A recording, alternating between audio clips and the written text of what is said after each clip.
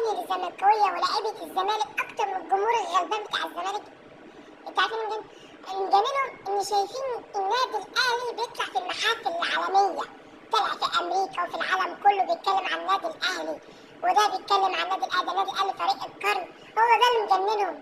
هم شايفين نفسهم بقى في فريق فاشل بيلعبوا في الدوري المصري، مفيش حد بيذكر الزمالك. مفيش حد بيذكر الزمالك، ما بيذكرش غير الخناقات والضرب والزعيق، ولاعب بيتخانق مع المدرب والمدرب بيتخانق مع اللاعب.